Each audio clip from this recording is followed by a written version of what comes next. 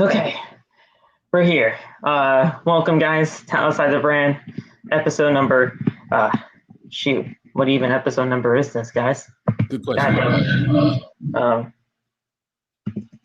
know what? It doesn't matter. We're here. 65. 65. Look at that. We're here live on YouTube. We're going to be reviewing Monday Night Raw from 10/11/2021.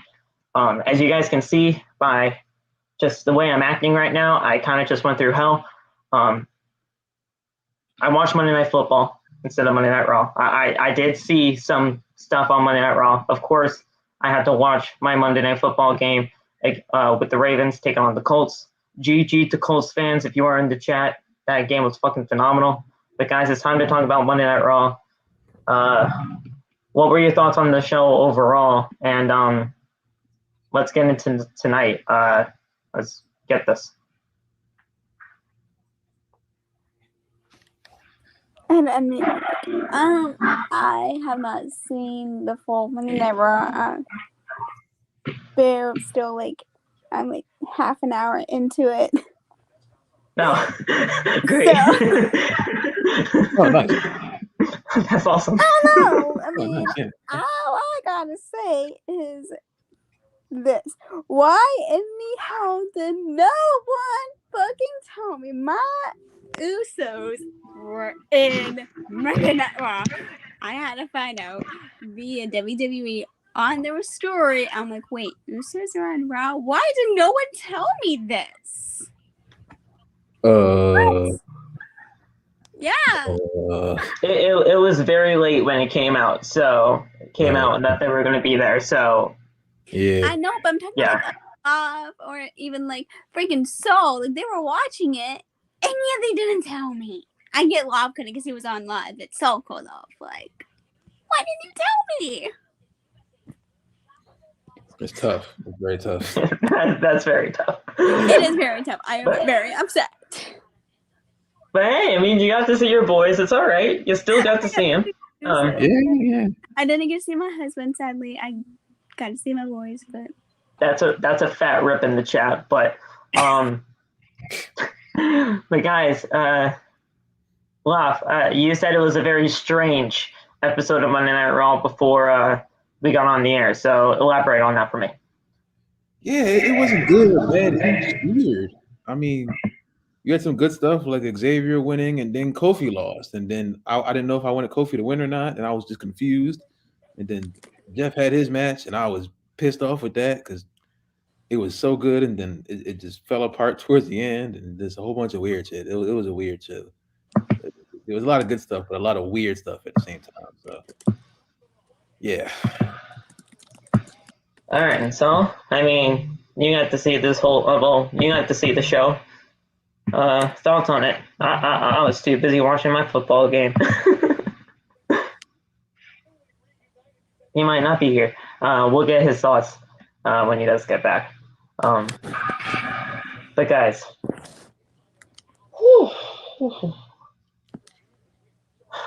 I'm gonna say it right now. These King of the Ring tournaments and this Queen's Crown tournament, to me, are absolute waste of time. I do not mean this in any disrespect whatsoever to the women that are in this tournament, but it's more Queen's Crown. That's a complete waste of time. Mainly because of how short these matches are.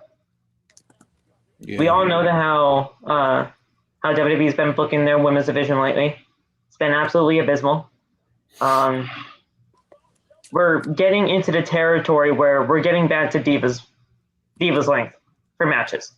Shayna and Dana had a 1 minute 30-second match. Pathetic.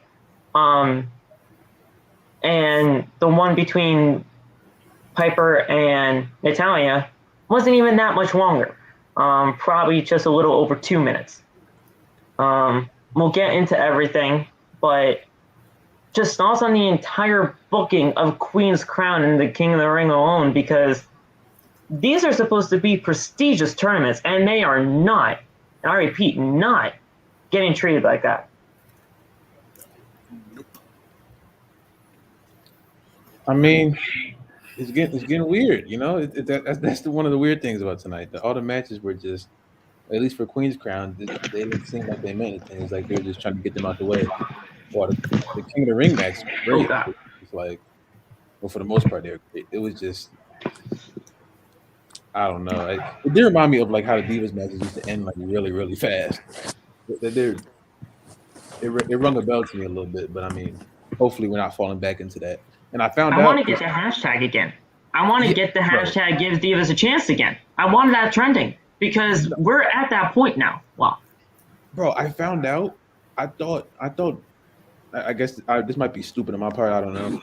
But I didn't know how much John Laurinaitis was in control of the women's division. Yes, I saw very much.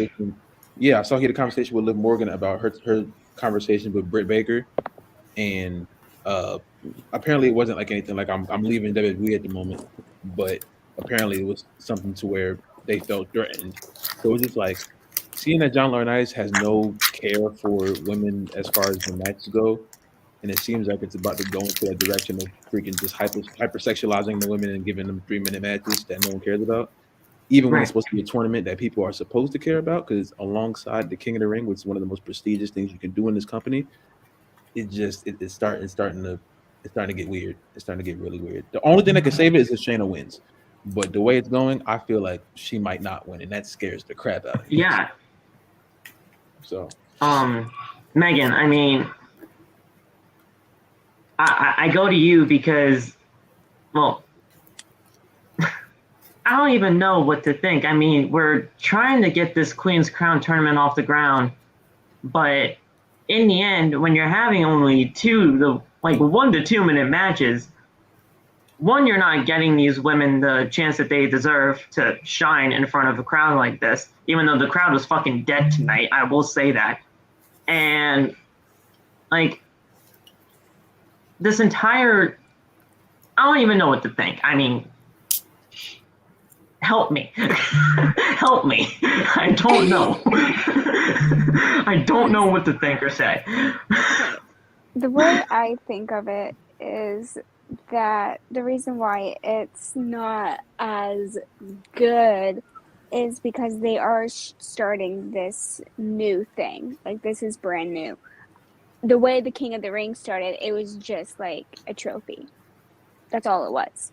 And then it moved on to like the crown and then the whole, oh, I'm the king, storylines. So for this Queen's Crown, they are starting out, and I have a feeling this is kind of like a test run. Like, just to see how it goes. Like, that's why the matches are most likely short, why they didn't even do a full-on tournament for every woman to be in there to see who advances. It was very short.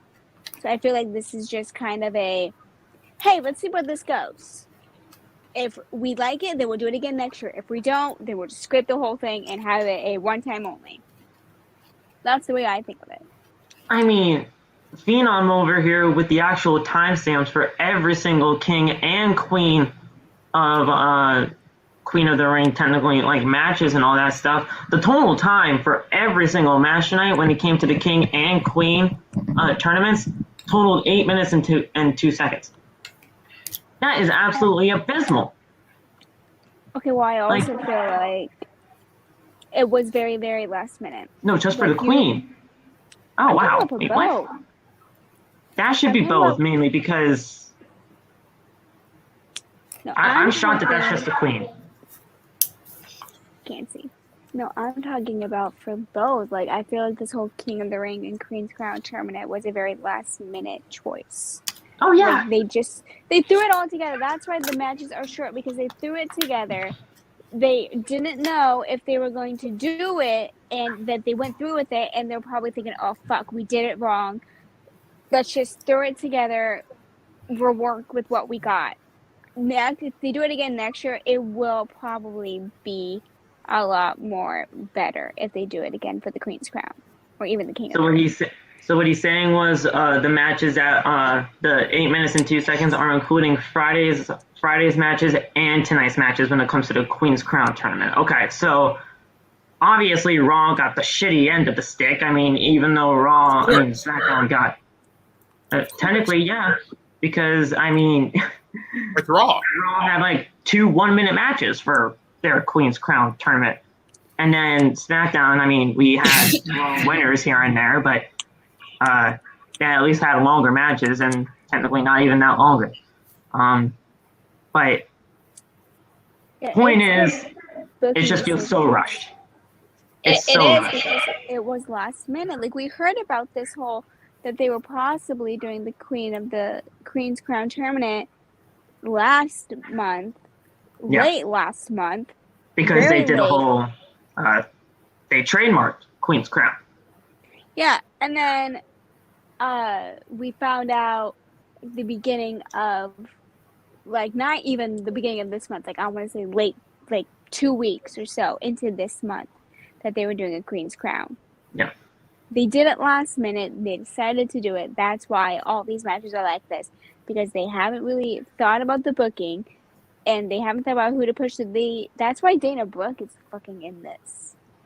Yeah. Because they just thought of her, and they're like, oh, she needs TV time. Okay, let's just put her in this match with Shayna. We'll see how it goes. Obviously, Shayna wins. Like, obviously. Right.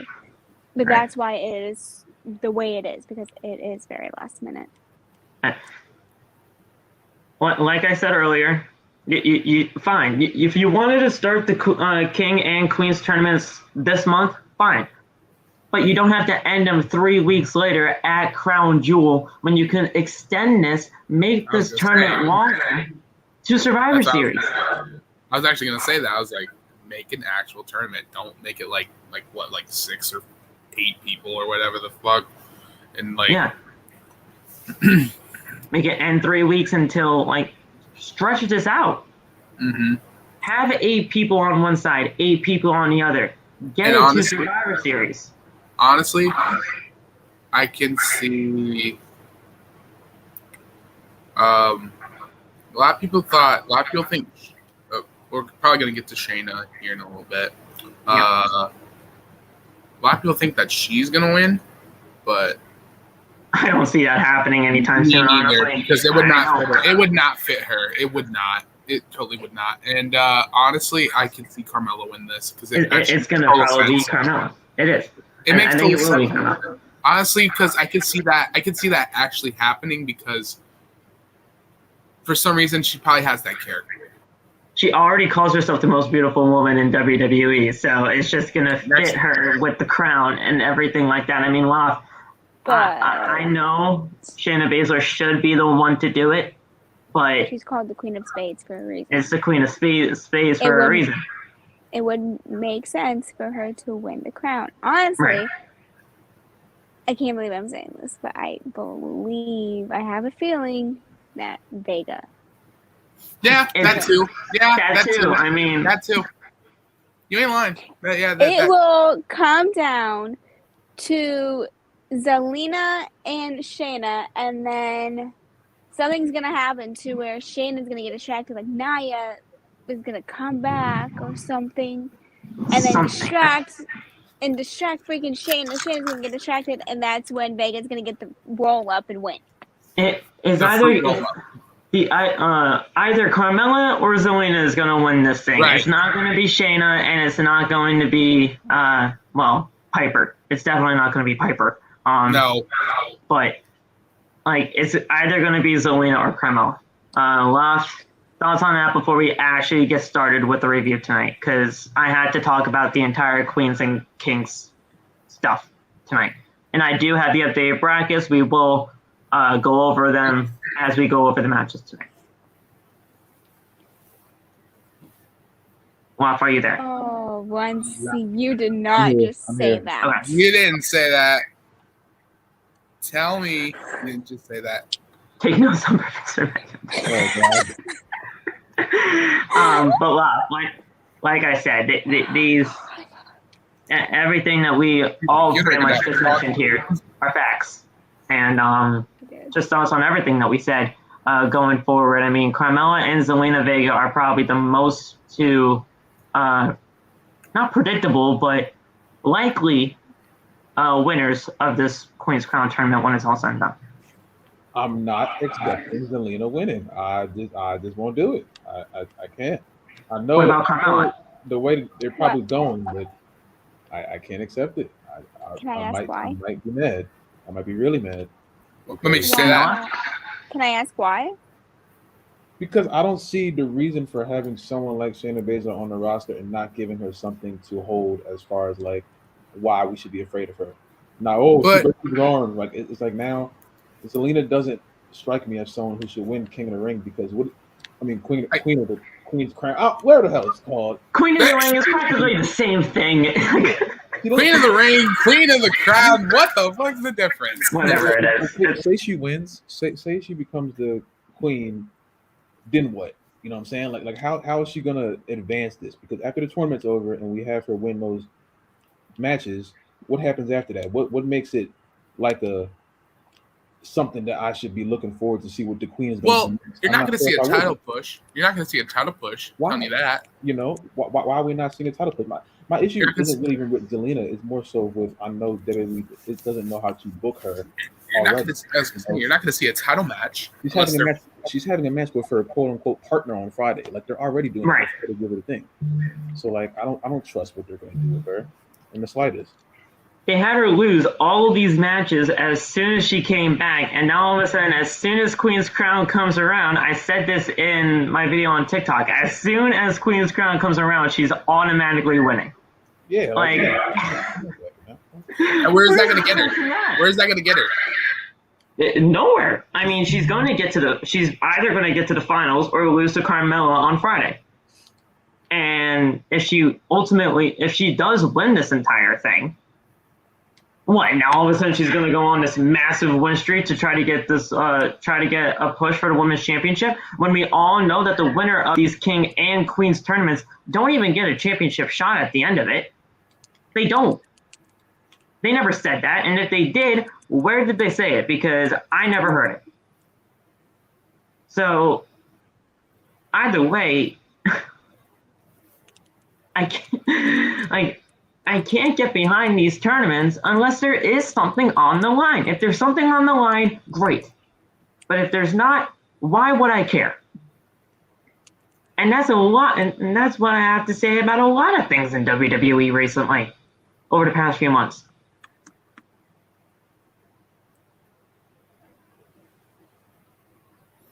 I don't trust it. I don't trust it at all. I'm very scared at this particular moment. I don't know how they're gonna figure this out. You know what would have made this much easier? If Zelina would have just lost in the first place. Yeah.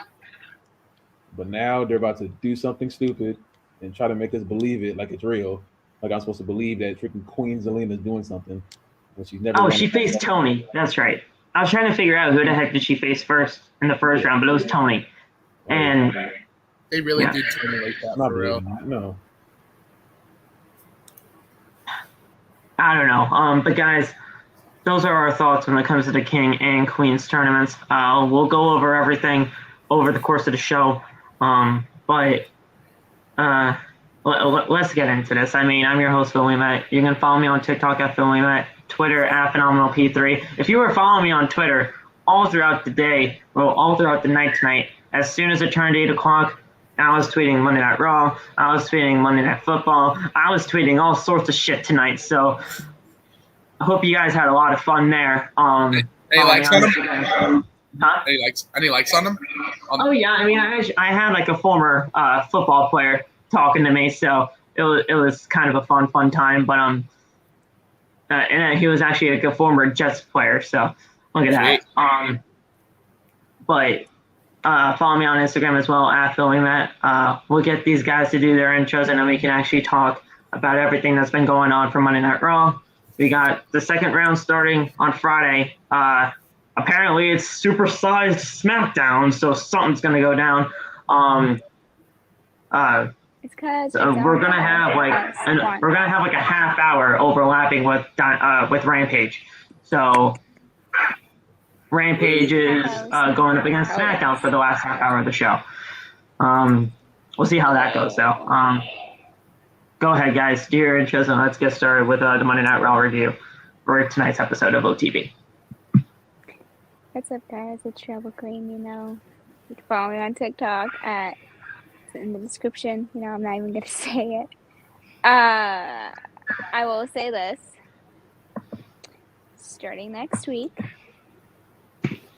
I will not be on the podcast as much because I'm going to start working full-time at my job. I wouldn't know my schedule until I go in again. So I will try my absolute best to be on this podcast, even if I'm, tired. Oh, God. Okay, and then someone do 1C's intro. I can't because he does it.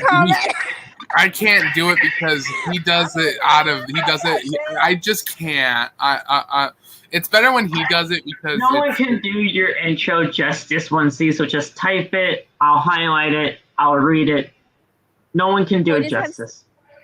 No one can do it justice. You pick someone to do it. Type it, and one of us will read it.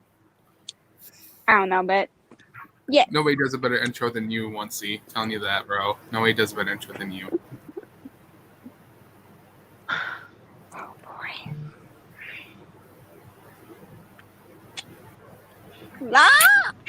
Oh, my fault. What's up, y'all? It's Beyonce. You know what I'm saying? Beyonce. Woo!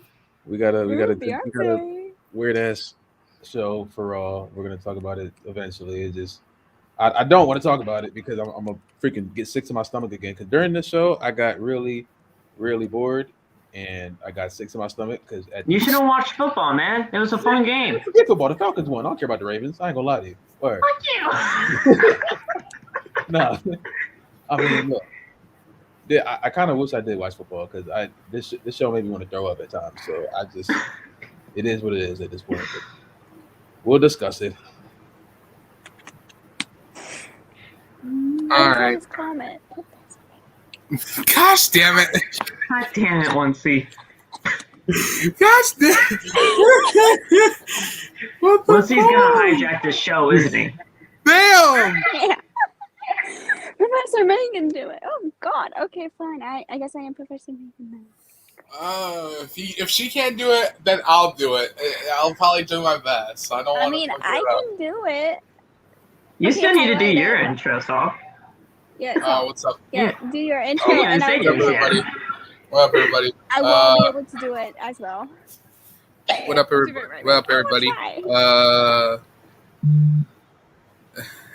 He said, he's hijacking the show. Half and half. I watched Raw. I couldn't watch Raw because I had a family emergency. Not gonna get too much into it, but let's see what we got. All right, Megan, go ahead. Oh boy! Okay, I'm not gonna get too hyped because it's better when he does it. Honestly. Don't let you down. Oh my God, you guys. It's simple though. It's that in the thing. Do it. Okay, Josh, hold on. I have to look at it first. Yeah. I have to be hyped when I'm not. Thank you. I have to be hyped when I'm in it. I don't give a fuck mood. Fuck. Okay. This is. I already know how this is. Okay. What's up, you guys? You know who it is. It's MDK all fucking day. It's Nick fucking Gage. I suck. There, I did it. No. 1C, catch him on TikTok at the real 1C. You forgot that part, Megan, but I got you there. No. That's not how he does it. That's not. Hang on, guys. Hang on. All right, go. What? Oh, go ahead. Hang on. It. I know it's 1C. Yeah, go ahead, bro.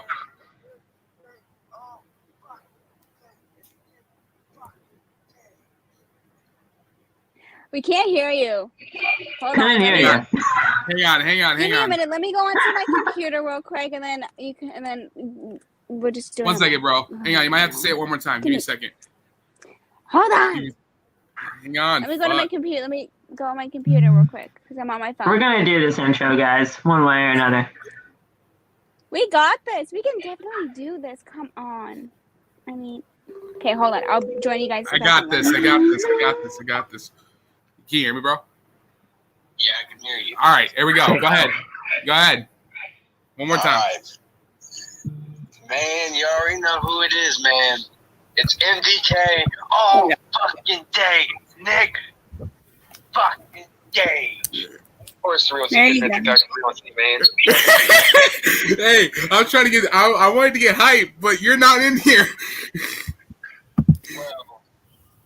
Well. Oh well.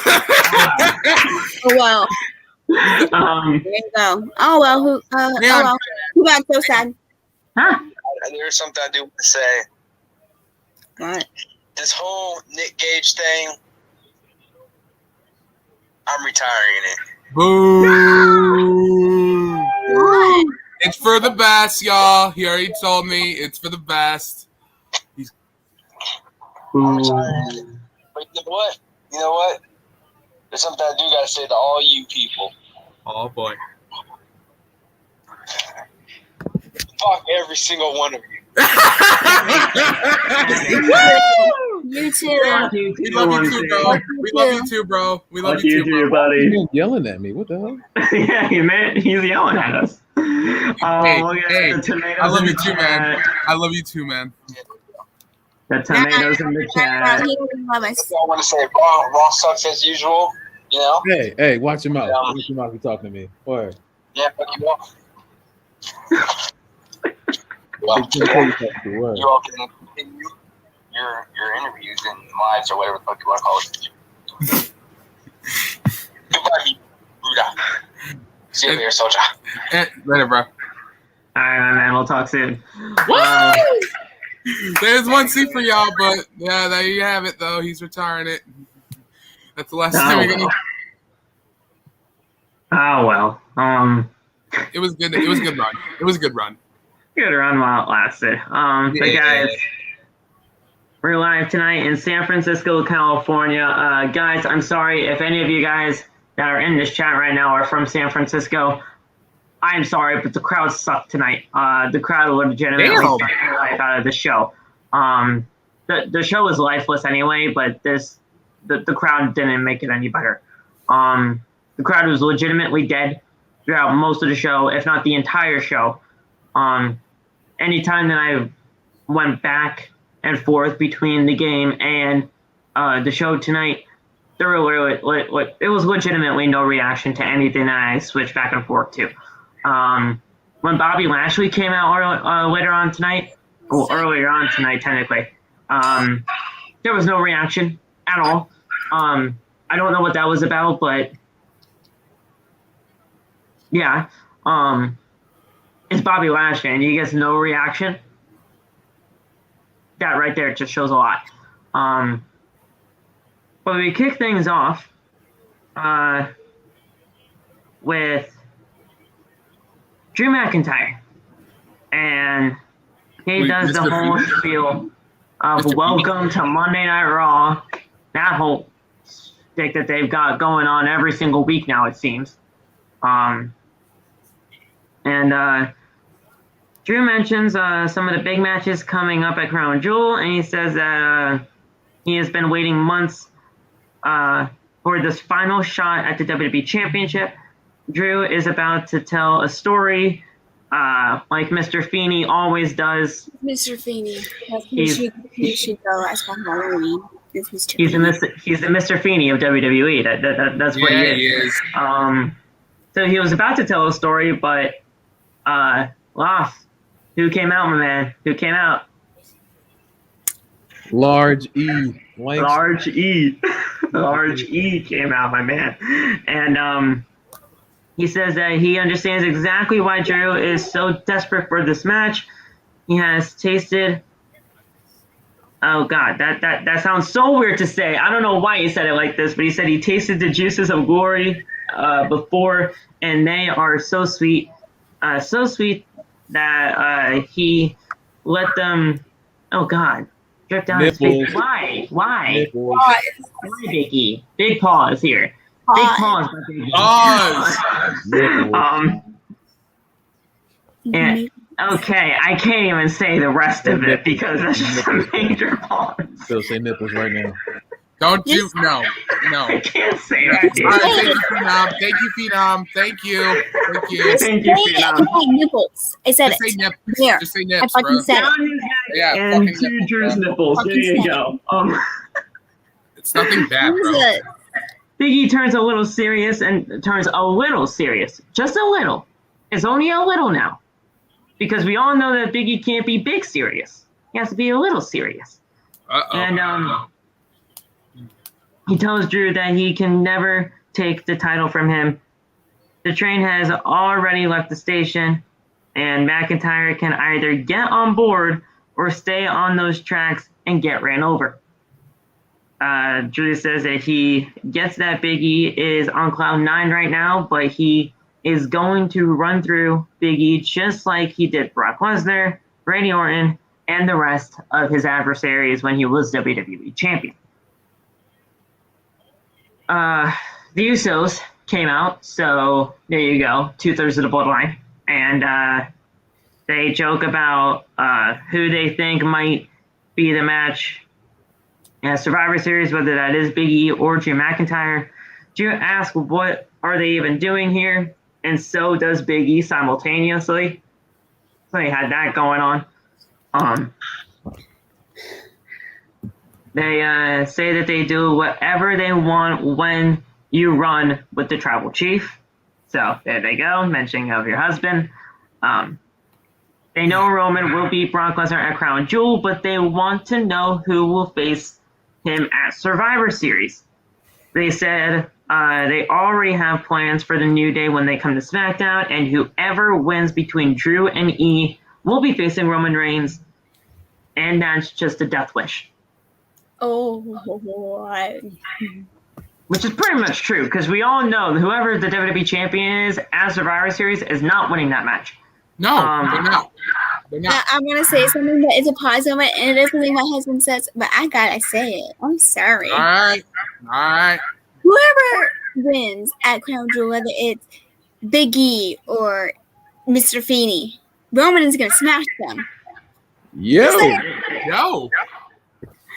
I don't give a shit Come on, if it's he has true. a moment or not. Y'all need to get your head out of the gutter. It's not meaning that way. I don't know. Are you sure about that? Yes, I am positive it is not meaning that way. He don't roll that way. Who's your We're source? not even overhyping the man. all It's just going to happen. We're not even it's overhyping him. It's just happening. It is He's because not losing at Survivor Series. no, Nope. he's not. He's not even losing at Crown Jewel. We saw something at ringside that I got from the freaking group, and it said that he was not dropping the title at all this year. Meaning, when he goes to face fucking a wannabe Viking ponytail man, he ain't losing. Roman will win. Yeah, Roman's gonna get his ass handed to him, maybe, but most likely, yeah. But Roman will power through it like he always does, and he will win. He will retain, and then he will retain at Survivor Series, and then he will retain at freaking TLC, and then I don't see him losing it until I don't even know, late 2022. I said it right now. SummerSlam 2022 is the perfect space for him in August. Whoever that is, I don't know. Mainly because he'll harness all that power. He's pretty much a god already. In August of 2022, he's gonna be a god in this company. So whoever he actually loses to is gonna harness all that power. And they will be the next guy for events in WWE heading into the future. So, And I see it being not a big superstar, kind of like a mid-card person, honestly. because, I mean, who else will you have left? I mean, we don't really have that much on SmackDown, star power-wise anyway, because Raw kind of took them all in the draft. And in a way, it kind of has to be a mid-card guy. Depending on who, we'll see. Better get him a push. I don't know, but we'll definitely see when that does come to fruition. The Usos do challenge them to a match tonight, and they both say simultaneously that they accept. But as they were bickering back and forth, because they said it simultaneously, the Usos did attack them, and they leave them lying on the mat. So there you go. The New Day is interviewed backstage, asking what would happen if both members of the New Day, Xavier and Kofi, do move on to the semifinals together. They kind of just shrugged it off. They laughed about it, and then they went to the ring for Xavier's match with Ricochet. So, guys, I feel like that was an okay segment to kind of set things up for the tag team match, which would have been the main event. And it was the main event tonight. I heard that it was actually going to start off the show way before even Monday Night Raw got started. Not that segment was going to start off the show. I thought they said that the match between Big E and Drew we're going to start the show with the Usos. So, I don't know. Give me your thoughts on that entire segment as a whole and how everything went down, because obviously probably just hours before the show even started, they probably just pushed it to the main event. I was surprised that the Usos were there, honestly. I was like, when I heard about it, I'm like, wait, what? Why are they there? Yeah. Like, and when Roman wasn't with them, I was not gonna lie, I was slightly disappointed. I was like, I wanted Roman there. I don't know why he wasn't, honestly. I mean, to me, like, that just don't make sense for the storyline, because it's wherever Roman goes, the Usos go. So when the Usos weren't there and Roman wasn't, that kind of gave me a little thing of how it's gonna happen on Friday, where it's like Roman is gonna ask Heyman why the Usos were on Raw. And then that's when the Usos like, well, Heyman told us to go to Raw. And Roman was like, no, he didn't. And that's going to cause like maybe a major other rift where Heyman have to try to prove himself to Roman. His allegiance is only to the tribal chief. Maybe. Wow. What are your thoughts on this? I was just disappointed that Drew wasn't introduced as Big D. I didn't like that. Damn it! You said it last week. I need Laugh. I'm not going to court. It's Big D. I'm not going to court. We've been in backstage for like 5 seconds for that. What? You better not, Phil. You better not. Wait, what? What? Because within a quarter, we put them backstage for like 2 seconds. You better not, Phil. You better not do it. Wait, I don't know what you're saying. You're breaking up. He called Drew McIntyre Big D, and I told him, stop, go in the corner. He's like, no, I gave Phil in the backstage as the corner. Oh. 2 seconds. No, I won't do that. He's Mr. Feeney and Big D to me now. Yeah. Like, that's it. Well, he's more Mr. Feeney than the other one because he loves telling stories off. That's just what that's what always Mr. Feeney has been to me, and he'll always be that. But the Usos were here tonight, Loft. Kind of just doing a little bit of a rift between Big E and Drew McIntyre, and of course they do the whole can they coexist storyline in the main event. Very, very generic, but yeah. That was like the first weird thing I got tonight. They always do they're having a match, so let's see if they're friends now. Kind of angle. Right. It never works. It always ends in the same way the show ended tonight. So I wasn't really impressed with that. I didn't expect the freaking Usos to be there, but like cool, I guess. I'm not really impressed with them. I like seeing them in the ring more so as opposed to being on the mic. But I was honestly thinking that Roman was backstage, mainly because the Usos were here, because Megan said, wherever the Usos are, Roman is not too far to follow. So I thought Roman was going to come out, have his little interference, and make the team of Big E and Drew lose on their way to Crown Jewel so that they can have a little bit of friction. But, I mean, that obviously didn't happen. He might have stage. I mean, he probably was. Happens. Like, they're probably doing a dark match right now. He's probably out there. He's probably out there, honestly, yeah. So, I mean, did you see this part? Yes, I did. Thoughts on it? Yes, I did. And honestly, what the fuck, Biggie, talking about nips, talking about that in your promo? What the fuck, bro? Listen, it's Biggie. I don't have anything when it comes to Biggie at this point. It's just Biggie. I love RG. Don't get me wrong, but like, what the fuck? But anyway, no words. There's just no words. There's just no words. And then when the Usos came out, sure I did pop. Sure I did. Did they get a big pop? Kind of. Yeah. No, I wasn't watching it really. Yeah, they did. They got a big pop. It's people on SmackDown on Raw, right? And then SmackDown invaded Raw, type of vibe. And oh yeah, but no mention of the whole. It's not a Freebird rule. What the fuck is it? Wild card rule. Right. No mention of the wild card rule. But yeah, that's just a non-existent thing anymore, I guess. But it's, I don't know. There were some things said in this promo tonight. There was some friction going on between Drew McIntyre and Big E. They were actually agreeing with each other, but saying things at the same time, getting mad at each other because of it. I don't know. Just some weird things. Like I said, it was a weird show tonight. But guys, we had the first King of the Ring match for a Raw side at least. Xavier Woods with Kofi Kingston taking on Ricochet. Ricochet. At the end of it, Xavier Woods did win this entire tournament. To me, when I was in Lost Live when we were going over this match, this entire King of the Ring tournament is pretty much based around Xavier Woods.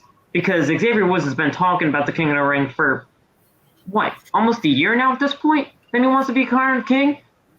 And now all of a sudden they do it, and Xavier Woods is in the tournament. So they did this entire tournament based around Xavier Woods. Xavier Woods moves on over Ricochet. I'm not going to be surprised if he's in the finals. I'm not. Honestly, he probably should and probably will be in the finals. And so Ricochet and Ricochet, I really thought Ricochet should have won, but I was happy Woods came up to the top. I actually did. This match was okay. King Xavier is on the way. Wow. Thoughts on this entire King of the Ring tournament? I mean, it's most likely, like I said, based around this Xavier Woods thing, agenda to get him the King of the Ring. If Xavier doesn't win this tournament, they have a really big chance to have something good with this because he's already hyping himself up before the tournament started. So when the crowd with him, so you have a big chance to do something good. I hope they don't mess it up. He's been talking about being king for over a year now. Yeah. If it's time to do it, it's right now. So as long as they don't mess that up, I'm cool. Part of me wanted Ricochet to win because I freaking love Ricochet, but Kofi's been WWE champion. Big E is now WWE champion. The least they can do is give Xavier Woods King of the Ring, mainly because he has not won a singles championship in his entirety of being here in WWE. So at least give him the King of the Ring. Hopefully. Yeah. I think it should be Xavier and Zayn in the finals. That'd be an amazing match. Because I would not be upset at the winner of whoever came out on top there. I think Sami Zayn, with the whole conspiracy, finally winning a King of the Ring tournament like that, and finally ending the whole conspiracy thing would look great. He would be a great king just because of his mic alone. And then Xavier being Xavier, of course. But, Megan, I mean, I don't know if you're actually a part of this match right now. What's happening on your TV screen? A commercial where Chucky is freaking watching stuff of Raw, and he's just commenting. Chucky was just tuning into Raw and it went to commercial. Nice. I saw that too, and it was insane. But you've probably seen this match then. Yeah, I've seen the first match. I'm on to a death match. Oh, okay. Thoughts on Xavier Woods going on? I don't want to say it. I don't know. Like, honestly, I really wanted Ricochet to win only because he has not been used for so long. I felt like if he would have won this, then it would have done him really good. If he would have done the King of the Ring and he would have won it, and then he would have gone to like the end of it, like the finals. I could see him going to the finals. But with Xavier, I could also see him winning it, like him, the reason why they want him to win it. But I just really wanted Ricochet to win because he deserves Ricochet needs to change his Twitter handle now. He needs to change his Twitter handle because he has King Ricochet as his Twitter handle. He needs to just put it as Ricochet now because he's no longer in the King of the Ring. He has that. I know he's had that for years, but he needs to change it now. Just put it as Ricochet. That's it. Or at least Ricochet WWE, because he is no longer king. He's probably not. He's probably still going to be King Ricochet. That sounds so good, and they didn't do shit with it. But Ricochet does come up on the losing side here. With sidesteps the dive, hits. And Ricochet hits a barricade. Woods gets Ricochet back inside, goes to the top rope, walks the tightrope, and does a flying elbow. 1, 2, 3. Xavier Woods does pick up the win. And he moves on to the winner of Jinder Mahal or Kofi Kingston, which will happen next week on Monday Night Raw. So it after that, we pretty much get the announcement that we're going to have Riddle versus Omos later on in the show. No one really cares about that. No. Let's be honest. Riddle versus Omos. Don't care. Yeah, I was watching the football game at that time. But we had good thinking. Good thinking. Yeah. We had a match that I didn't even know existed. Laf, I do kind of have to have your backing on this. Did this tag team match really happen? Between Mansoor and Mustafa Ali taking on the Hurt Business. Weird point number 2. This match was like 5 seconds. It was. I don't know what this was. I don't know why it happened. I don't know why. I guess it was to set up what happened later on in the show, but it was just weird. None of it made sense. The person who got pinned was the person that got the most angry, and it made no sense. It was weird. It was just weird. So the Hurt Business is officially back now. Yeah. They're trying to do whatever they're doing separate from Bobby, but still with Bobby, I guess. So. All right. Ali starts with Benjamin, but Shelton immediately knocks Mansoor off the apron. Ali attacks Benjamin, hits a flapjack, and tags in Cedric. Ali quickly gets the better of Alexander and tags in Mansoor, who comes in flying with an enziguri and some clotheslines. Ali tags in again, and they hit a backbreaker double stomp combo. Ali drop kicks Shelton off the apron, and Ali follows up with a suicide dive. Ali looks for a 450, but Cedric avoids it and lands a Michinoku driver for the 1, 2, 3. So Cedric pinning Ali here. I didn't even know this match happened. So obviously, from that reading alone, I read the entire match up to you guys. I did. That was the entire match. So obviously, it did not last long, like Loft said. Nope. Same Well, thing. if I can read the entire match out to you and it not lasting maybe 5 minutes of me reading it to you, obviously it wasn't that long. It was stupid. There's no reason to have matches like that on the show. It doesn't make any sense at all. The show. I read the entire match out, Loft. I mean, come on. Yeah, the show obviously has no direction like usual, so they just throw stuff, and none of it works. Don't care. Don't care. So her business win. I mean, great. Sure. But after the match, Mansoor helps Ali up, and Ali just shoves him down and shouts, "I'm sick of this." So what? We just saw another tag team breakup? Yeah. Like, come on. I honestly had this thing going on for a little bit longer, but apparently not. They broke up, and that's it. So Loft, they're done. They're done. No more Mansoor and Ali at this point. We don't even have that tag team on the show anymore. Wait till you hear what happens after like as the night goes on with those two. It gets worse.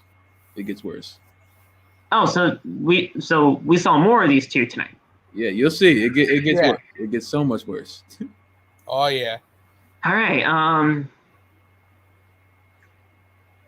We pretty much just see a replay of Shayna Baszler and her just attacking pretty much everybody in sight, starting with Nia Jax, then Eva Marie, and she was about to do the same thing to Dana Brooke, but then all of a sudden, Piper comes into the mix and saves Dana so that she can make sure that she has both arms for that pumpkin pie that's coming out of the oven from Titus Catering later on that night. What? Because she has to have both arms to take out that pumpkin pie from the oven to make sure that she can feed everybody in catering that night. Listen. Titus Catering has some good pumpkin pie. That's all I have to say. Pumpkin pie is overrated, bro. Hey, listen, it's a seasonal pie. No, it's I don't know overrated. if this ever went off on here, but personally, pumpkin pie is gross. It's overrated as It's a fuck. seasonal pie. What do you want me to do? It's not my Fucking fault that take Titus this is serving stuff it tonight. I am not a big fan of pies, nor am I a big fan of any kind of desserts, only because anytime I eat it, it makes my stomach upset. Okay, that's understandable. It's not my fault that that's what Titus was serving tonight. I can't change the menu. That's up to Titus. I'm gonna talk to him about that. Actually, you know what? Fuck that. If you guys I'm don't gonna want make the me- dessert, you you know guys what? don't have Fuck to have that. it. Phil, I'm gonna ask him to make me a chocolate cake. Fuck that shit. Okay, I'm sure he'd be glad to make it, but that's just what he was serving tonight. I can't figure it out. All right. Love, what are your thoughts on pumpkin pie? I mean, Dana Brooke just had to have both arms so that she can take it out. Overrated as fuck. Sweet potato pie is the pie, so Sweet potato pie. Oh, okay. people are like, oh, pumpkin pie tastes the same. No, it doesn't. They have similar taste. Sweet potato pie, if you have some that is freshly made from like your grandmammy or something like that, or somebody like get some. Yeah, look, go to a farmer's market and get a sweet potato pie, and then report back to Young Famous. You know what I'm saying? And tell Bring home some ice cream, bro. Bring home some ice cream. no, I'm not. No. Excuse me while I go throw up. Then Obviously, she doesn't like I'm sweet not potato pie a either. fan of desserts. I get sick when I eat them. Like I can eat okay, here's what I do. If I eat cake, I have to take the frosting off because the frosting is way too sweet for me. I have to take the frosting off when I eat a cupcake because it's way too sweet for me. If it's the buttermilk frosting, then that's fine. But if it's just that icing and it's just like sugary, I cannot. Because I don't eat it a lot. Like I eat it once in a blue moon, or if I'm doing like a birthday party type of thing. So. Nice. Moving on, because now I'm getting hungry. Thank you, Dana Brooke, for making sure that all of us are fed here in the OTB venue for Titus Catering. Thank you, Titus. Moving on. Shayna Baszler beat Dana Brooke in a matter of 1 minute and 30 seconds in this Queen's Crown tournament match. Pathetic. I understand that we're trying to make Shayna into this believable monster heel, but let's be honest. There was no way Dana Brooke was winning this thing. So No. it's a GG at this point. Dana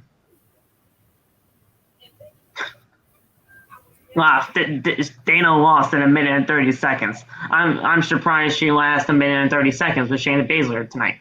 I'm surprised. I just want to know why Corey hates her so much, because every time Dana Brooke comes out, Corey just lays into her.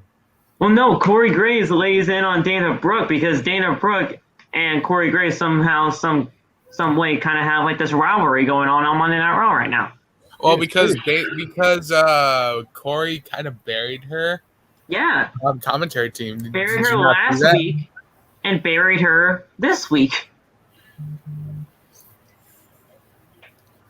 I don't know if this is actually a part of the script and we're actually getting something between Dana and Corey, or if this is just Corey just literally spewing facts on commentary, whether Vince is allowing it or not. I think Vince is allowing it. If he were not to allow it, if Vince were not to allow it, he would have been not commentating on Raw anymore. Yeah, he probably wouldn't. You're not. You're probably right on that. But I mean,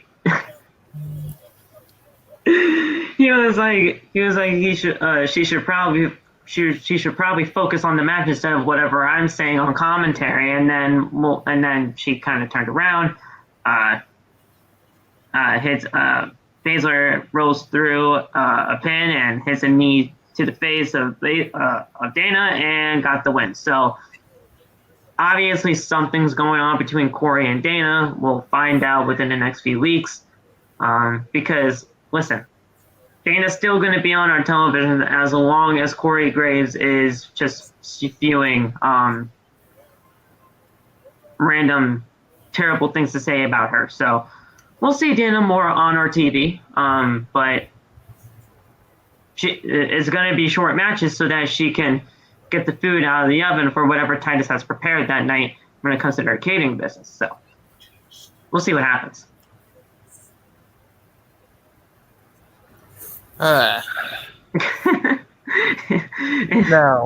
No. It's this match. I couldn't watch this match because I was busy.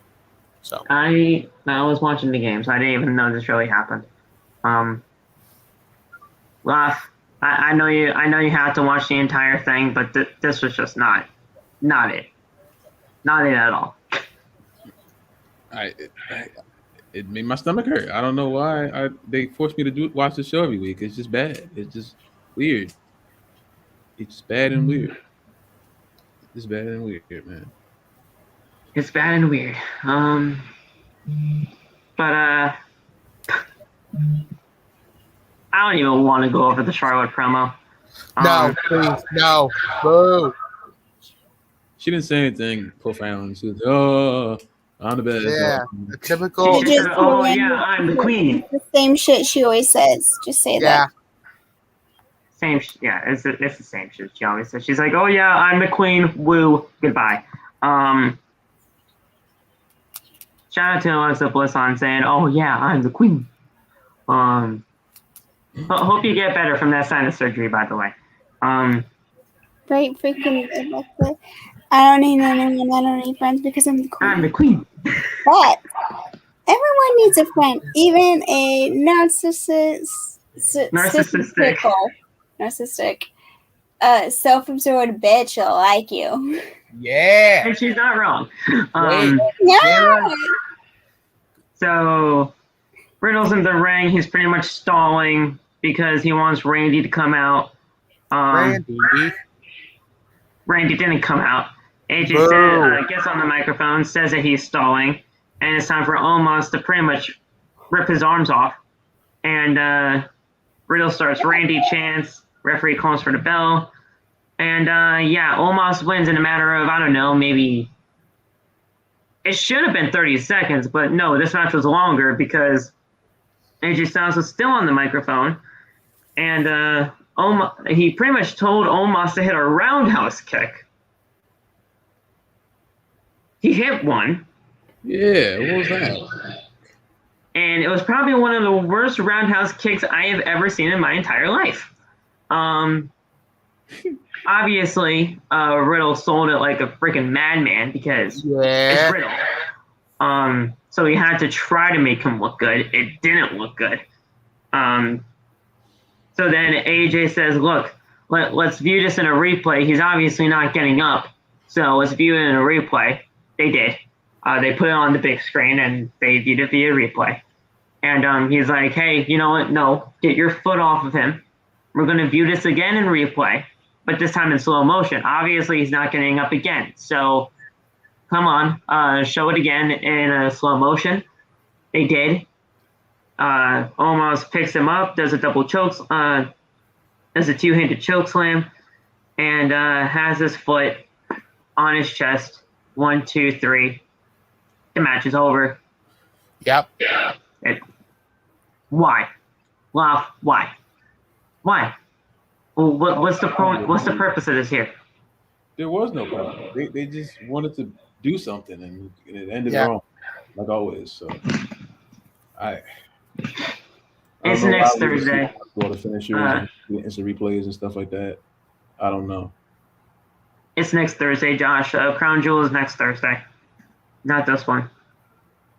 It's the 21st of October that Crown Jewel is on. Just to clarify that. So this meant absolutely nothing to anyone. No, it didn't. No. So he slides out. I don't even want to go throughout the entire match because I kind of just did. AJ gets in the ring and says that he isn't done with Riddle. Before they can do anything, Randy Orton's music does hit. And AJ and Omos look for him, but Orton's nowhere to be seen. Yep. Omos goes to the outside and looks for him, but Orton does appear behind AJ, hits an RKO, and Orton and Riddle retreat with the tag team titles. Oh, okay, so Randy was here. I obviously didn't see that part because I probably just switched it back to football, honestly. So Randy was there. Great. Cool. We'll get this tag team match at Crown Jewel for the titles. There's no chance in freaking hell that AJ and Omos are winning these things back. So no. They're not. This was a squash match. Just letting you know that. The show makes my head hurt. Good thing you watch football instead of Raw. That game was making my head hurt too, considering the 25-9 deficit that we were on. And it was pretty much around that time that we had the 25-9 deficit. So, Drew McIntyre appears with Big E backstage and asks what the hell happened out there. Big E says that they can beat the brakes off each other at Crown Jewel, but until then, they should be on the same page. Drew agrees and says it's obvious Roman is worried about them because the Usos can't wipe their ass without his permission. So there you go, Drew just being Drew. He says that it would be great if they could beat the Usos tonight. And Big E says that he saw Drew getting excited earlier when he talked about his nipples. It's not my fault, guys. That's what he said in the promo. And calls him a freak. Then do a silly handshake and bump fists. They were pretty much doing the Mega Powers like handshake kind of thing. Yeah. And they pumped fists and said, let's get out there and do this thing. So, I don't know. They're going to be on the same page until Crown Jewel, and then they can beat the crap out of each other, I guess. Who knows? Yeah. We'll probably see another tag match next week, knowing WWE. But, Loff, who came out next? Because this guy came out to no reaction whatsoever. I totally forget what match we're at now. I'm sorry. Bobby Lashley came out. Oh God, that was bad. That was bad. He just walked out there to cut one of the worst promos. I want to talk about the promo first because that promo was probably one of the worst promos I've seen this year. He just talks really out of his mouth and says absolutely nothing for 2 minutes and looks in the camera all tough, takes off his glasses, is screaming at me, and hadn't said a word that was intimidating in the slightest. So I don't know what his deal is. He's an amazing guy to have in the ring as far as like wrestling goes, but God, he can. Bob has no mic skills at all. It's ridiculous now. Yeah, I saw this part. Yeah, Bob has no mic skills at all. This man is terrible. I mean, first of all, he came out to no reaction whatsoever. I mean, the crowd was legitimately dead. I mean, the crowd was legitimately dead pretty much throughout the entire show tonight. But at this point right here, Loff, there was no reaction. Nothing. And obviously when he was talking, there must have not been a reaction that much either. Because like you said, he has no mic skills. He needs MVP, if anything. Mm-hmm. So he does come out to the ring, and we see a replay of Goldberg confronting him. Lashley says, hold on. Okay, we're back. She says people are asking why he challenged Goldberg to a no-holds-barred match. He says Goldberg talked about ending his life, and that's not behavior befitting of a WWE Hall of Famer or a father. He says that the myth of Goldberg has faded, and he's an old dog that needs to be taken down a peg. At Crown Jewel, he will end Goldberg's career, and there will be no misunderstandings this time around. Lashley says Goldberg can't hurt, can't beat, and damn sure can't kill the almighty Bobby Lashley. So, obviously, from what I just read there, that promo sucked major booty. It did. Major booty. It sucked. Bob. What was that? Bob. Did you just shit the bed?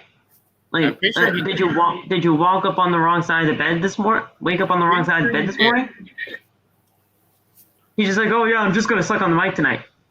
Great job. Bruce If that was your goal, you succeeded. You succeeded. No. Bruce probably told him to cut that promo. Well, of course they told him to cut that promo. I mean, they write this shit down, but Gotta love Bruce Pritchard. That was a bad promo, Lop. I don't know what else you want me to say. Gotta love Bruce Pritchard, Phil. Gotta love Bruce. It was just weird, man. Just weird.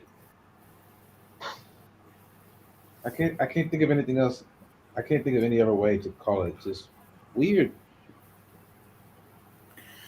Why can't Bobby Lashley just be ruthless and doesn't really talk as much? Why can't he just fight? That's exactly it. He doesn't need to talk. He doesn't. All his actions just need to be inside the ring, be a complete badass, and then that's it. Go home. That's all I want. Need to talk. That's all I want. That's the Bobby Lashley I want. I want one that doesn't really talk as much. I mean, he'll talk here and there just a little bit, but I want that Bobby Lashley back. You know, where he's this ruthless badass where he can wrecks everybody and you know goes possibly gets the Probably runs Raw, like, again, like, you know.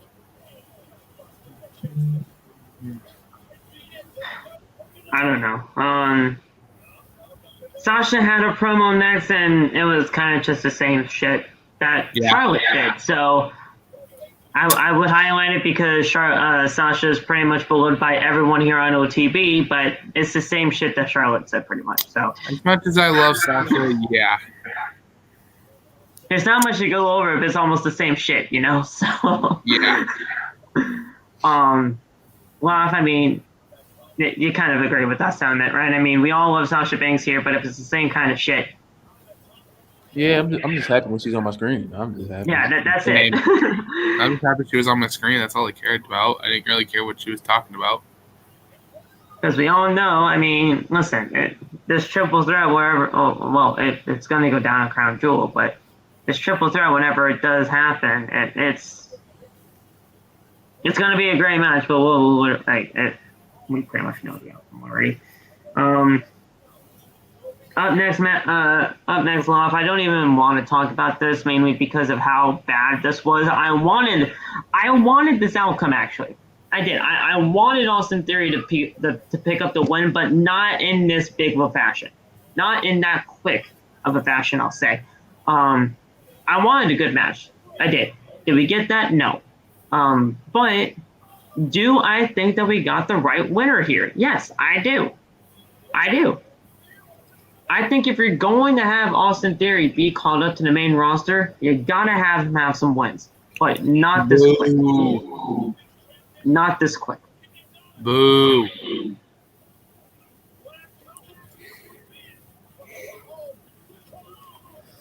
I mean, yeah, you ain't lying though, but Austin Theory just got drafted to Raw, but the thing is, why take on the veteran Jeff Hardy though? Why? Well, listen, Jeff is going to be shipped off to SmackDown, so I mean, they're going to have him lose on his way out to get him to SmackDown, so that hopefully we can see something over there. But if you're going to call Austin Theory up, you might as well have him get some wins before the actual rosters do completely set over. I wanted Austin to win tonight, and I'm glad that he did, but he should not have won in like 2 minutes. I felt like that sorry, Loft, but that kind of just ruined Jeff because he lost in 2 minutes. I'm pretty sure it was 2 minutes. Austin Theory. Maybe that is supposed to help him bring out the Willow character. Some kind of character, because we're going to get something on SmackDown. I don't know. I find it weird how he did lose. I'm like, I was expecting Jeff to win. Again, it's weird. Like, everything on the show has been completely weird. And, Rafa, I know you don't. I know you have your mic off because you don't want to talk about this, man. But I don't know what else to say. They are literally doing this to ship him off to Friday Night SmackDown, and we'll see what happens from there. My fault. I was trying to do two things at once during the first half of this, but I'm here now. First of all, Austin Theory was supposed to win this match. I'm cool with that. I'm not mad at the whole outcome.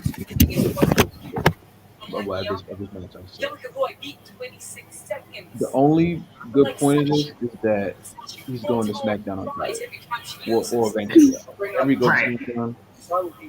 That's the reason why I'm not really mad at this. The only thing you can really do is hope for the best. He's being advertised on their main card, with Roman and Bianca and stuff like. Well, not Roman, Sasha. So I'm excited. I don't think this is the end of anything. I don't think he's ruined. I think they just Raw is going to send them off by getting completely obliterated, like they always do when people leave the brand. So it wasn't that deep for me. I mean, all we can do is hope that he starts off hot on SmackDown.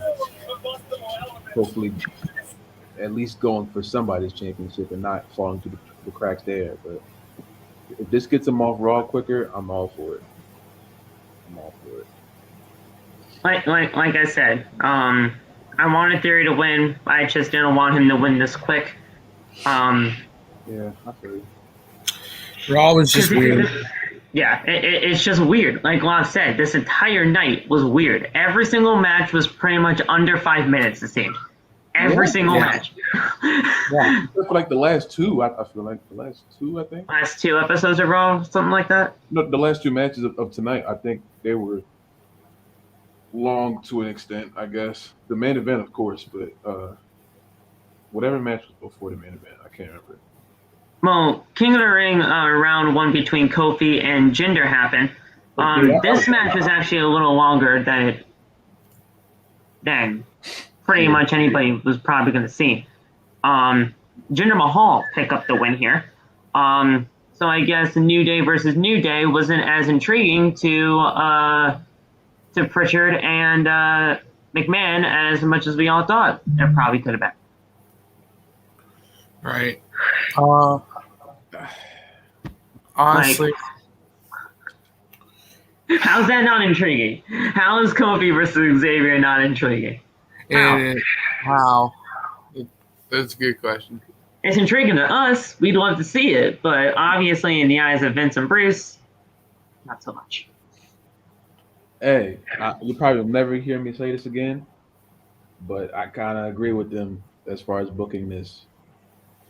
I don't want Kofi and Xavier to ever fight. I don't want. I can't do it. My heart can't take it. I can't do it. I don't want them ever in a situation to where they have to beat the other one, because that shows me. Because imagine, I know the both of them have an amazing match, and seeing the way they creative think, they'll see them have an amazing match and like, you know what? Let's break them apart. And then now, pretty much, yeah. Yeah. Apart. And I don't want that. So I mean, that's just how I feel about the New Day. Anything that results in them beating each other up, I'm not down with that. See, you were kind of happy that Jinder won tonight. I mean, I wouldn't say happy, but yeah, I was content. Everything for the most part, as far as like Jeff and Kofi tonight, I was content with it, and for different reasons. But I was just content because I just feel like it could have been much worse than it already was, you know. So, I mean, at the end of the day, I mean, I kind of guess you had to have some kind of heel versus face thing in the semifinals, just like they're doing on the SmackDown side anyway. So, exactly, having the face versus face would not really make a whole lot of sense. Because I feel like it might be crazy, but I'm not going to be shocked at all with the way that we've had the that little ending visual after Jinder's win. I would not be shocked if Jinder made it to the finals. Yeah, I would not be shocked at all. That visual was kind of like, oh, why? I would not be shocked, Wow. I would not be shocked. It would not be shocking though that if Jinder Mahal even though I hindered to Jinder, even though I do hinder to Jinder, you're gonna get hate. You're gonna get hate, bro. I hinder to Jinder all the time. Anytime that I can hinder to Jinder, I hinder to Jinder. Anyway, so back to what I was saying about if he does make it to the finals, what led the Crown Jewel to be the final, to be King of the Ring or whatever? Well, the King of the Ring and Queen's Crown tournament is ending at Crown Jewel. So both finals are happening on that night. All right. Phil, you're probably going to hate this. So if you want, I can pull up the brackets so we can talk about this right now. No, might as well. Yeah, because I got them right here. Well, we know the winners. We can fill them in. It's Jinder and Woods and Sammy and Finn. Yeah. I think it could be it's either Sammy and Xavier or Jinder. Well, I don't know. I really don't know. I think Sammy's going to go to the finals. Me personally. I think Finn's going to. It would make more sense. I'm scared. I say, go back to what I was saying about Jinder Mahal. So if he were to make it to the finals, so let's say they have the match in Crown Jewel, right? Supposedly, somebody that you do not call your Hall of Famer, Phil, helps him win. No. We're not doing that. We're not having Great Khali show up here. No. I know, but like, it's just hypothetical. Like, your Hall of Famer's going to drop out. I know you don't want it. Like, it's Crown Jewel, bro. It's Crown Jewel. And we know Vince loves to bring the freaking people that will piss you off, and Great Khali is one of them. Laugh. No. Why would he put that in the universe, man? Come on. I hope to God I don't see the Great Khali come out. You're probably going to see the Great Khali. I mean, come on. It's not like you're going to see Boogeyman at Saudi Arabia. No. Like, the guy can dream, I guess. The guy gets you. And I already brought the king. I already brought King up. So let's bring up the queen. We got Shayna moving on. We had Piper move on, and then we got Zelina and Carmella. I think it's going to be Carmella and Shayna in the finals. Listen. I'm not going to be shocked whether it's Zelina or Carmella, but I think it's Shayna in the finals. It has to be. If Drew Drop actually makes it to the finals, I'm not watching WWE anymore. I'm not. Really? Yep, that's it. That would be the final straw to me. And the real final straw is if Piper, excuse me, is if Piper wins this entire goddamn thing. Oh, if dear she God. wins this entire damn thing, I'm done. I can't. No more Raw. Just stick with Monday Night Football. You don't have to see that. I'm pretty much sticking to Monday Night Football now as it is. So it's a thing where if everything, when it comes to me watching this product on Mondays, is literally resting on these King and Queen tournaments. That's crazy. It is. It is crazy, but that's pretty much where we're at right now. But guys, we move on.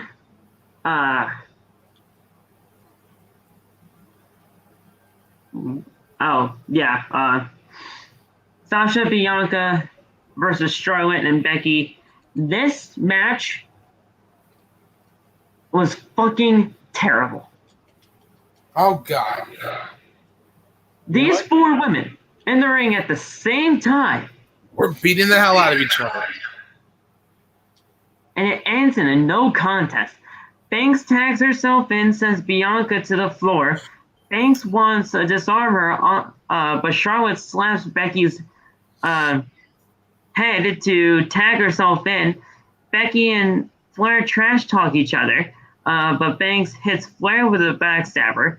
Banks then attacks Becky as well, but Baszler runs in and attacks Banks, hitting her with a slam into the buckles, and the referee just calls for a disqualification. What? You mean to tell me just because, I'm just going to attack my tag team partner, that's a disqualification on myself? Yeah, that was. When has that ever been a thing? We've seen so many tag team matches where the tag partner attacks their partner. And that doesn't count as a disqualification then. They were just looking for something. This was fucking terrible. What do you mean a no contest? What do you mean? If you know how you feel, why would you say that? Terrible. And even after the match, Becky grabs Baszler with a disarmer, but Bianca stands up and attempts to KOD, but Lynch gets away and sends her to the outside. Lynch then hits Banks with a manhandle slam, pretty much a rock bottom, and poses with the belt. So, again, Becky just standing tall after all of this, and Charlotte just legitimately disappeared. She turned into Casper. She went invisible, and she was just no more. Did she get a chance to see or nobody can see him still? Well, yeah, no one can see him. So it's No, I'm asking I guess she tried to put on the best John Cena impression that she could possibly do. It didn't work. It didn't work. Didn't work, but I mean, I actually didn't see her after that, so I was kind of very happy. Whoa! But this was fucking terrible. Yeah.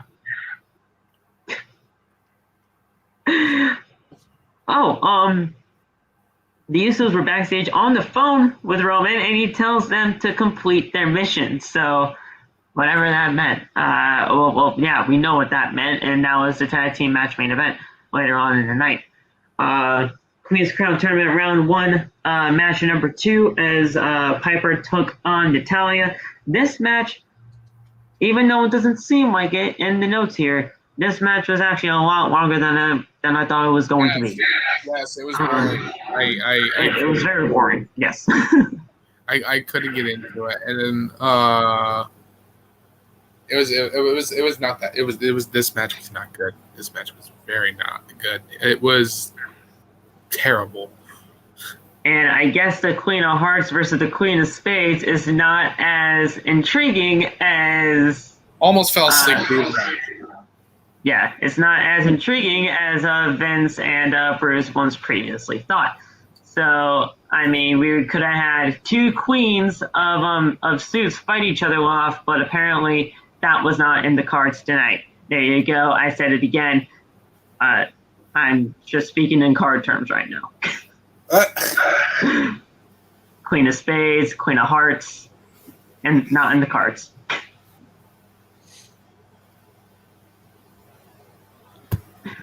There you go. Yeah. I hate this show. Yeah, we hate Raw. It's not Raw. It's pretty much just got to that point. Yeah. The Queen of Spades versus the Queen of Hearts. I mean, come on, it writes itself. Who's the better queen in the deck? Natalya's boring too. Natalya's very boring. Yes. I've been saying that since like 20.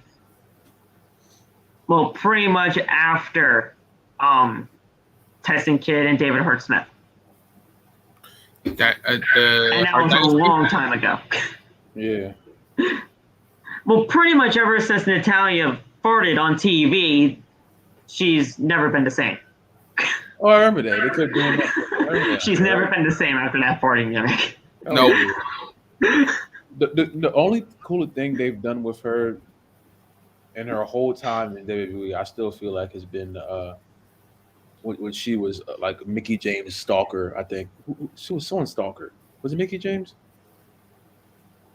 Are you doing? Well, wait. Are you talking about that whole Piggy James thing? No. Oh, that was really cool. Yeah, that was Michelle McCool and Layla. She was somebody's stalker. Because I remember in SmackDown SVR, they had a story where Natalya was the stalker of Mickie James. And I know they did that stalker angle in real life. I can't remember who she was stalking. I'm actually gonna look that up because now I gotta figure it out too. I have it. In no way they just made that for the video game. I feel like they did that in real life. I just can't remember who was involved in it. Let's see. Chat, if I'm tripping, let me know. That was Trish when she was stalking Mickie. It was Trish? No, Mickie was talking to her. I was just saying Mickie was talking. In which James's gimmick, she was stalking Stratus. Yeah. That was it. Okay. Yeah, Mickie was talking to Trish, and she got the match at WrestleMania and took the title. Yeah. Okay. That's what confused me because the freaking game had Natalya as the stalker. She was stalking Mickie James, and Everything was It's so talking about when good. Large E freaking stalked, what's her name, Caitlyn, and then freaking AJ came out. Are you talking about that one? That too. They always do the stalker angle, but I They remember always had a stalker angle at some they've always point. put Natalia in like really weird angles for like the bigger part of her career. They always put her in like these over character side freaking angles that are weird. So I never understood it, but I mean, Oh yeah, and then when Naomi hit the rear view and that kind of thing happened, that was revealed on Total Divas that she kind of had an accident in the ring and all that. That was just never like she was never the same after that. Nope. Just like Batista's Natalia down, and he Tamina wasn't. were honestly probably Just like with Batista, he's down and he hasn't been the same since. You know. Natalia and Tamina. Wow, that's a big shot, Tromo. Natalia and Tamina are honestly just there to fill roster spots. It's a big take, but I can't really disagree or dispute you on that. Listen, they are great veterans in this business, and I don't take anything away from them. Right. But what have they done for the company lately? It's pretty much at that point now. It's like, what have you done for me lately, kind of thing. And they're just floundering around in this women's division. Right. They were good during WrestleMania time, but after the releases, it's just been downhill. Completely right, completely right. At the end of it, Piper does pick up the win. It's pretty much a fruit roll for the win. Yep. So she moves on, faces Shayna Baszler in round 2 next week on Raw. If Shayna does not win that thing, I don't know what the heck's going on in this company. Building her more up, breaking more arms. Well, hopefully that's the case, but listen. It makes my head hurt, Saul. It makes my head hurt. I've had a headache ever since I started talking about this show. Yeah. Yeah. Best believe, guys, I will be. I was supposed to stream when I got home from work tonight, but I can't stream at 1:00 in the morning. That's just not going to work out. But best believe, when I get home from work tomorrow, I'm streaming. Yeah. I'm streaming. I got another date set up tomorrow. We'll play that game. We'll play that game and have some fun there. Because trust me, that's gonna be better than Raw. Than whatever the fuck we had tonight. So John Morrison was backstage just meditating. Rhea Ripley and Nikki Trash ask him what he's doing. Morrison says that he is tapping into his Zen. He should talk to Joe Gacy for that if he wants some Zen on Monday Night Raw. Nikki tells him that, listen, you should always follow your dreams. Rhea then pulls her aside and says, listen, do you know what he's actually doing? She's like, yeah, no. And then they kind of just laugh it off and walk away. So there's your little dose of Nikki Trash and Rhea Ripley tonight. Because after that, they were not there. They were not there for the rest of the show. Great stuff. After that, we had a commercial break, and I think this is what Laf was alluding to earlier, because this was the next stuff between Mansoor and Ali. Mm-hmm. So I'm going to read this off, then I'll ask Laf for some more context, because I was watching the football game. Oh, dear God. So Mansoor is interviewed backstage and says that he has no idea what is going on with Ali. Mustafa appears and says that he is a giant waste of time. He tried to help him survive, but he's been doing nothing more than being a fanboy, and he doesn't deserve to be in WWE. Mansoor says that he will be eaten alive, but he should have told him from day one that he's a loser, that he's a loser and nothing. So wait, he's telling Ali that he is a loser, or he's telling himself that he is a loser? No, he's telling Mansoor he's a loser. Is Mansoor telling himself that he's a loser, or if he's telling Ali that he's a loser? No, Ali is telling him. Ali's telling Mansoor that. Oh, Ali was telling Mansoor that. Okay. Yeah.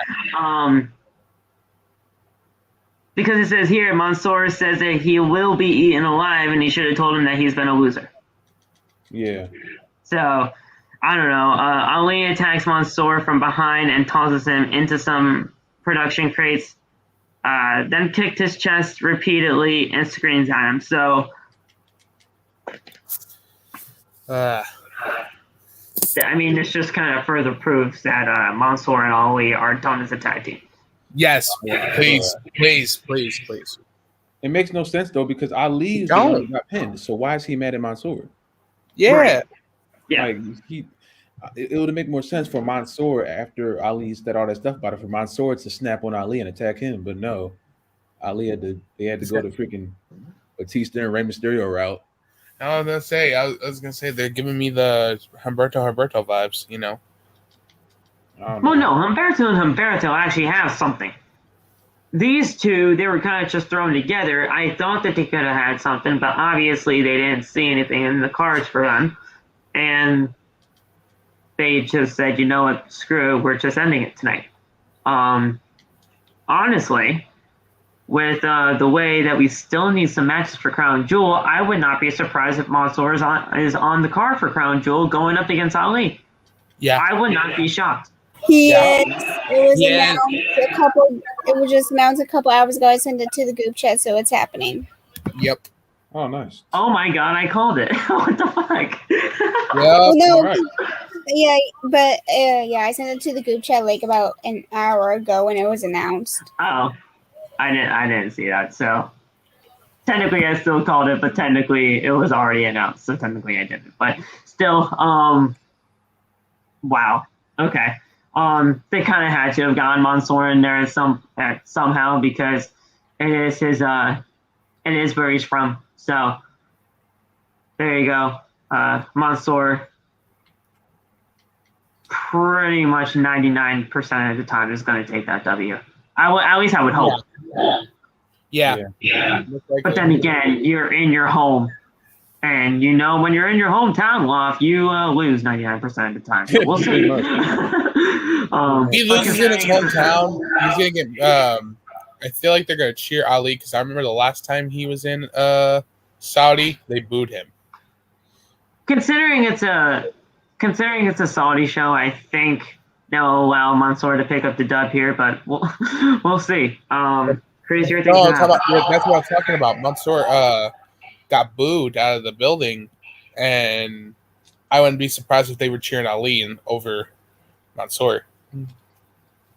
No. I think right now they're trying to get him to be the sympathetic babyface.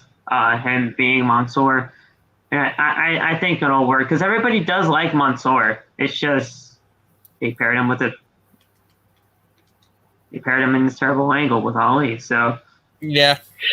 We'll see what happens. Main event time: Big E versus Drew McIntyre. Big E and Drew McIntyre versus the Usos. Good match, top to bottom. Big E wants a big ending, but Jay shoves him into McIntyre and knocks him off the apron. Big E lifts Jay and hits a big ending and covers, but McIntyre drags him out of the ring. E gets in Drew's face and punches him.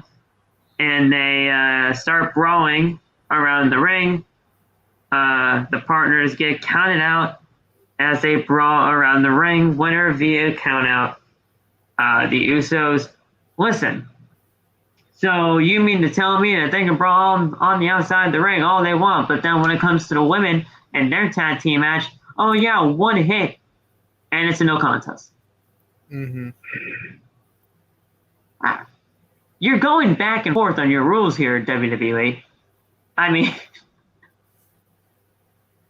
they don't know what they're doing. They don't. It makes no sense. like I said, the way that this should have happened is you should have actually had a normal match. I mean, they called Roman. They called Roman a backstage segment. So they're like, hey, you know, he said finish your mission.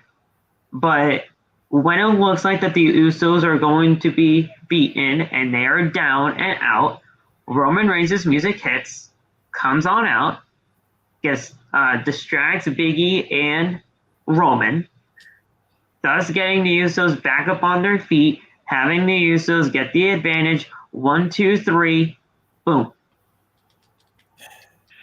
It would have been an interference again by the Bloodline. I know a lot of you don't really like that much, but Nope. It would have been at least an interesting way to have some kind of controversy, or not controversy, but conflict heading into Crown Jewel between Big E and McIntyre.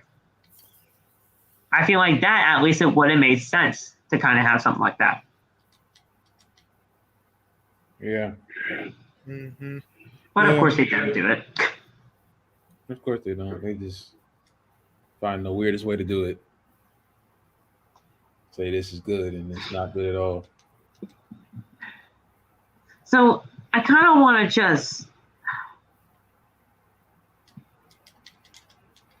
All right, so first match of the night kind of just was what it was. I think the first match of the night and the main event were probably the two longest matches of the show. Yeah. To be completely fair.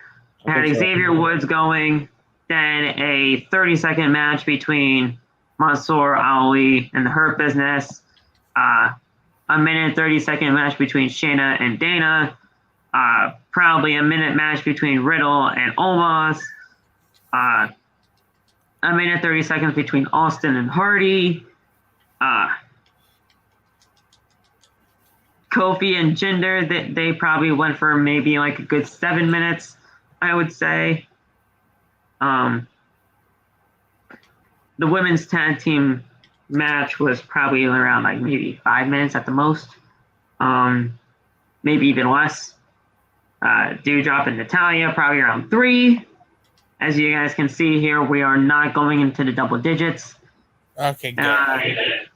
Tag team main event was probably the longest. I would say this was probably around like maybe 12, 13. Yeah. Maybe. Yeah. And that's probably stretching it a little bit, including entrances maybe. But obviously this show was not a good show.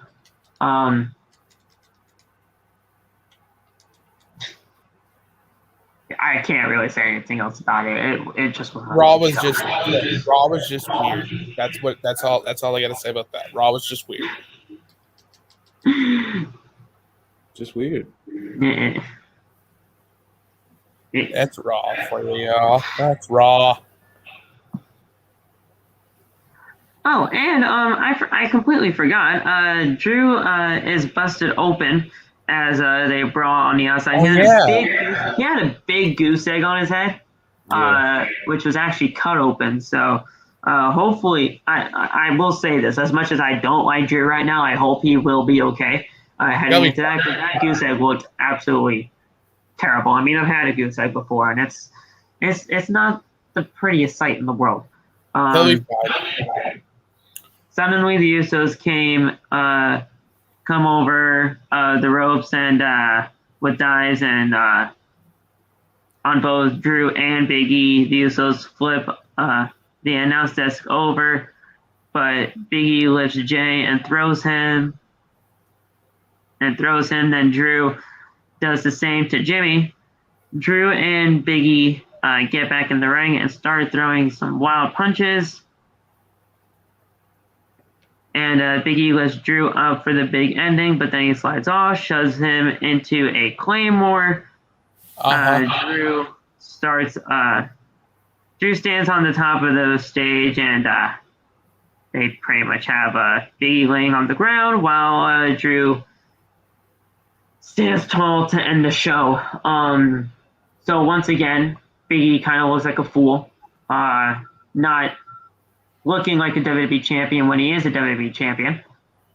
But that's just how they're booking Big E. It's a damn shame. It is a damn shame. That's all I have to say about that. Because Yep. It's a dumpster fire. yes, exactly. Yes. Hold on 1 second. Oh boy.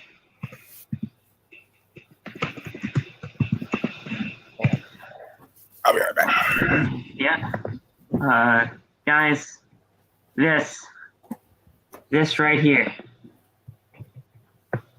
was your episode of Monday Night Raw. Hold on 1 second.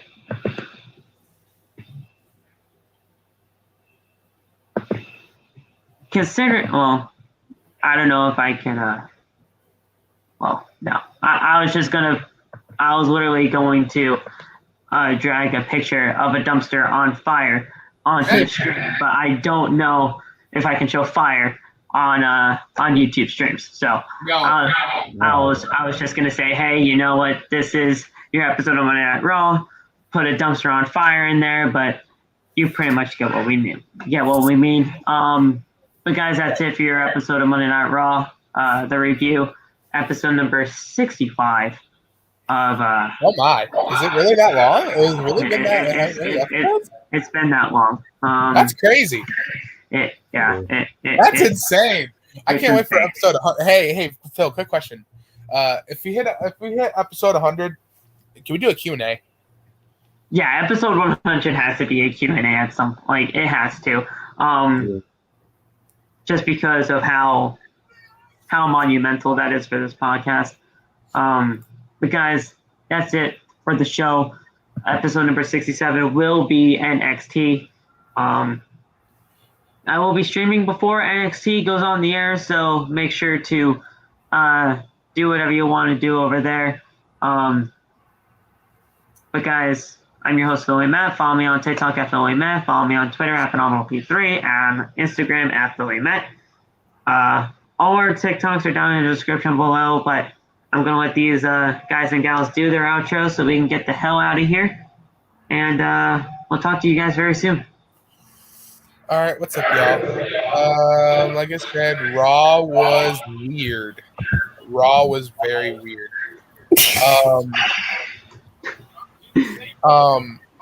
Like I said, I only watched it here and there because I had a family issue.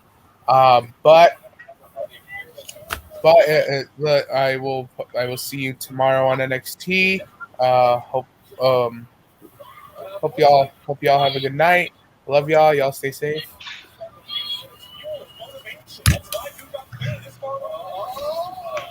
All right, thanks, guys.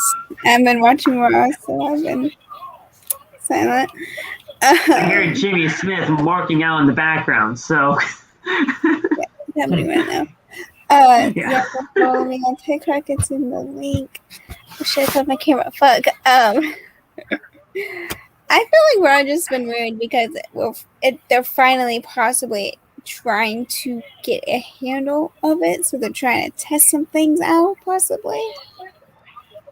Who knows? But I will see you guys most likely for tomorrow for NXT. It depends. Okay. All right, y'all. Everyone who watched this show tonight, I'm sorry. I want to apologize for this. I know it's not my fault, but I just want to apologize. I feel like you deserve one if you had to watch this terrible show tonight. If we do it for you guys. Just so you know. If you watch this from bell to bell, you are a strong person. It was tough. It was weird, and I don't like that I have to watch the show again next week in the hope that it turns better, but that's what we do. So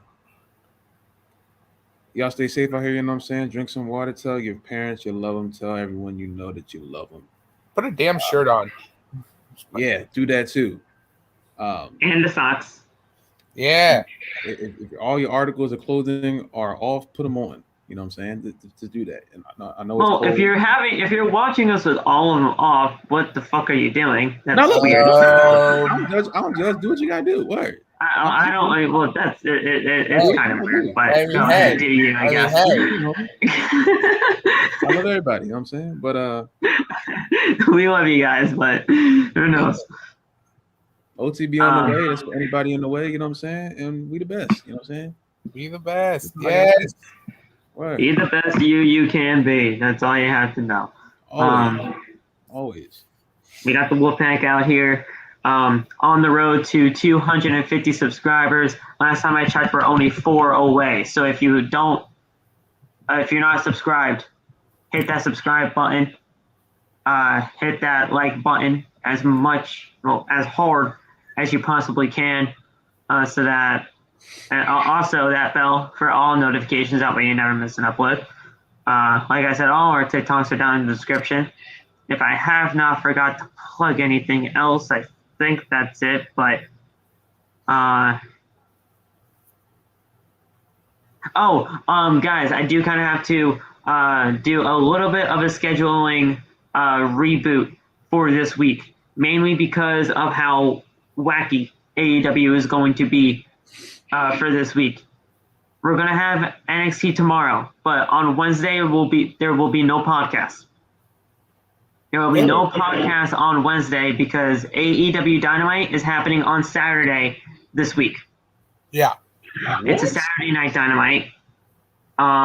Mainly because I don't know, it's some kind of sporting event that's happening on TNT. I don't know what it is, but they have that spot for the 8 o'clock slot on TNT. So AEW had to be booted to Saturday. So it's going to be a special Saturday night edition of Dynamite. I don't know what we're going to be doing there because it's a weekend. So we'll figure that out. I'll be at the movie. I have work. I'll be at a movie and also I'll be actually on a podcast later on that night. Okay, so listen. I'll be here. We'll figure out a way to get it some way to you guys.